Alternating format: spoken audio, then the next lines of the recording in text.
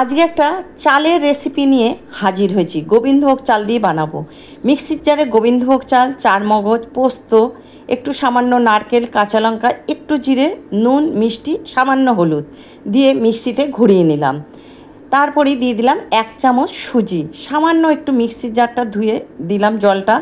এবার এক এক করে শেপ দিয়ে নেবো।